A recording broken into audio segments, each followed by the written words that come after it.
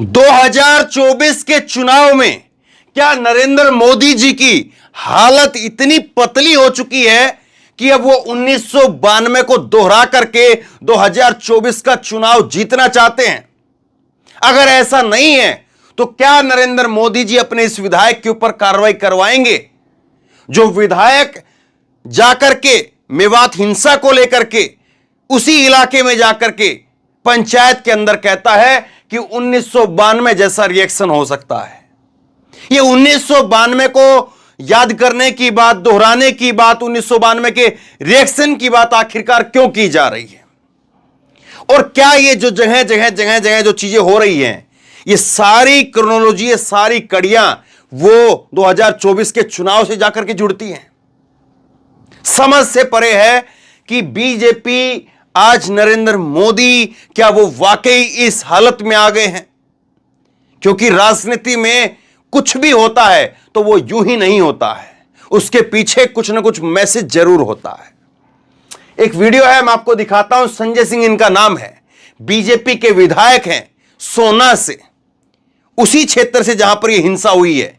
मेवात है, मेवात से करीब जो है वो 15-16 किलोमीटर के दूर सोना होगा, उसी क्षेत्र से। और गुरुग्राम के अंदर, गुड़गांव के अंदर पंचायत होती है ये तिगारा में, और वहां पर पंचायत के अंदर बीजेपी विधायक हैं। गांव सवेरा ने लिखा है, उसके सौजन्य से मैं आपको वीडियो दिखा रहा हूं। बीजेपी विधायक है संजय सिंह। 1992 का रिएक्शन दोहराने की धमकी, कहा ये तो कुछ नहीं हुआ, हालात ऐसे ही रहे तो पीछे नहीं हटेंगे। सुनिए जरा इसको, खुद से क्या कह रहा है, और उसके बाद में मैं सुनवाता हूं। इन्हीं के वीएचपी के एक नेता है, सुरेंद्र जैन इनका नाम है, और हरियाणा के रोहतक में पहुंच करके ये कहते हैं कि रोहतक में नहीं रहना है क्या तुमको? वीडियो है जिसमें कह रहा है रोहतक में रहना है तो तमीज से रहो, वरना रहना नहीं है क्या? एक और वीडियो जो आज इस तिगारा में जो पंचायत हुई है उसमें से एक वीडियो निकल करके सामने आई है, और इस वीडियो के अंदर जो है वो एक शख्स है, उसकी पहचान मालूम नहीं, लेकिन वो कह रहा है भाषण देते हुए, बाइट नहीं कि कल चली चोरी छिपे किसी चैनल को बाइट दिए, पता नहीं क्या कहा क्या नहीं कहा। वहां पर उस पंचायत के अंदर बाकायदा माइक से बोलते हुए कहता है कि कोई भी यहां पर गुरुगांव में आता है तो उसको अपना घर, अपनी जमीन मत दो। अगर मीट का काम, मांस का काम यानी करना है, अगर नॉनवेज का काम करना है तो वो भी हमारे वाल्मीकि भाइयों को दो। क्यों साहब, आप क्या करेंगे? वाल्मीकि भाई क्यों करें? आप क्यों नहीं कर सकते? ये तो खैर बड़ी अलग दूसरे तरीके की बातें हो जाएंगी, इन पर भी आएंगे, लेकिन सबसे पहले सबसे बड़ी बात वो इस पर आते हैं।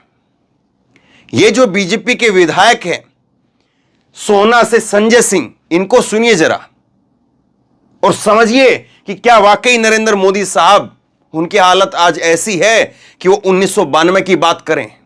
वो तो 1947 की बात, 2047 की बात करते हैं कि हम विश्व गुरु बन रहे हैं, हम 2047 की बात करते हैं।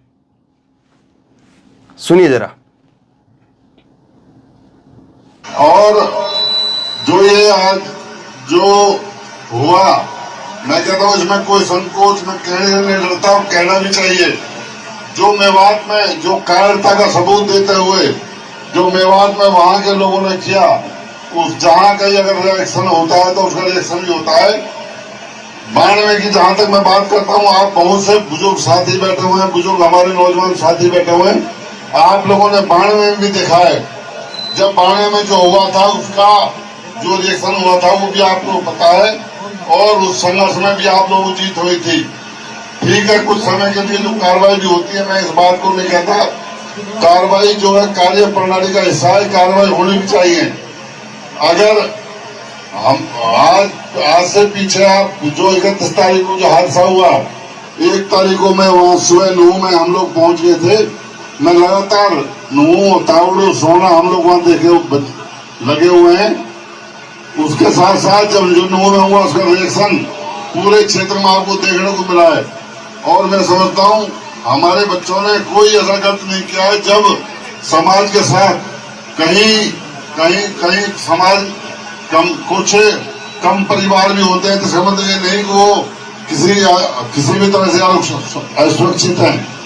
जो हमारे बच्चों ने, हमने या हमारे समाज ने जो लड़ाई लड़ी, वो उनको अधिकार दिलाने की लड़ाई लड़ी, उनकी सुरक्षा के लिए लड़ाई लड़ी, और ये लड़ाई लड़ने जा सकता है। जहां तक भाई सुभाष जी ने कहा, सुभाष जी में से उम्र में काफी बड़े हैं, लेकिन आज हम और आप सोशल मीडिया के माध्यम से देख रहे हैं, हर कोई व्यक्ति जो कहता है प्रदेश में योगी चाहिए, कहता है नहीं कहता। आज आप मेवात में आज सोशल मीडिया के माध्यम से देखेंगे, हमारे मुख्यमंत्री मनोहर लाल जी ने भी कोई कम काम नहीं किया है।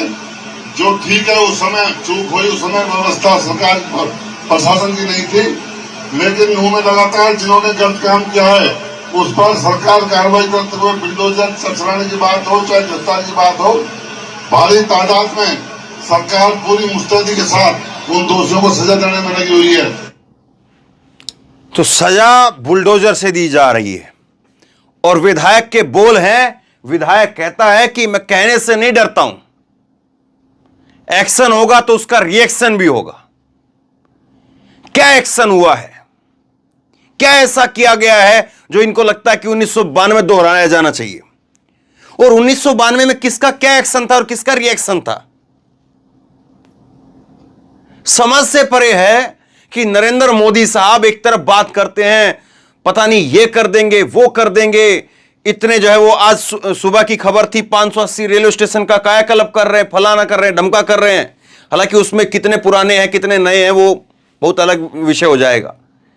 तो एक तरफ तो जो है नरेंद्र मोदी कहते हैं बड़ी विकास की छवि है, लोगों को जो है वो दिखाते हैं कि बहुत विकास कर रहे हैं, देश में जो है वो सब कुछ चंगासी डंका बज रहा है, और दूसरी तरफ उनके विधायक वो देश को फिर पीछे ले जा रहे हैं। और ये विधायक उनके अपनी मर्जी से बोल रहे हैं क्या? इनके विधायक की अपनी मर्जी के बोल हैं क्या? ये सोचिए जरा इस बात